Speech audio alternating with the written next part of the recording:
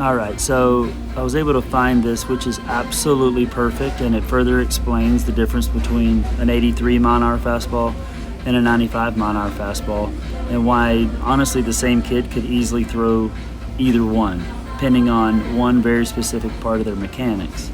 So if you look at the two skeletons, the first thing you're going to see is at the high knee raise position. I mean, right here, I can go ahead and tell you which one's going to be the one throwing without having Hardy watch the video. Because if you look at the one on the top, when that knee is at its highest position, he's already got a back knee slight bend because his hips have slightly started dip and shifting towards or moving towards home plate, as if his hips are, I don't want to say sitting back into a chair, but that gives you a better visual. If you look at the skeleton on the bottom, you'll notice back leg straight as a board, knee vertical, and there is no forward movement at all. The forward movement doesn't start for the bottom skeleton until his leg actually starts moving forward. Then you see him move forward. Look at the top skeleton. There's already a forward tilt, and as his leg starts going down, his hip actually starts going down with it. Whereas the bottom skeleton, when his leg goes down, his hip is still at a very aggressive upward tilt along with his upper body. Now the upper skeleton, the one on the top, still has a slightly tilted pelvic for sure, but nothing like the upper guy. The upper guy is trying to lean back as if to try to create some type of momentum from that posture. But as they begin sinking into their hips, you'll notice the bottom skeleton, it leans back, arms separate,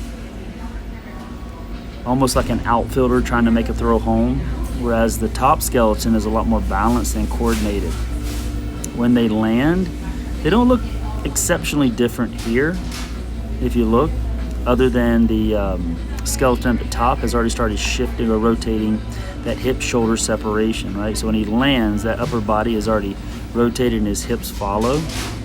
But this is the key, the upper body forward lean as the shoulder gets into full scap load and the elbow gets to its extreme flex position, right there. You'll notice the elbow, as they tilt, the upper skeleton has a forward lean already, whereas the bottom skeleton is absolutely vertical. And then that bottom skeleton just blocks, absolutely blocks. The upper body stops moving forward completely, forcing the arm to work around that blocked upper body, whereas the top skeleton, upper body continues moving forward as that front knee snaps straight.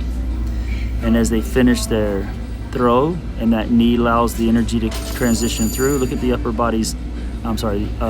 skeleton's upper body continue moving forward, whereas the bottom just kind of stands up, falls out of it, and there's nothing there, right?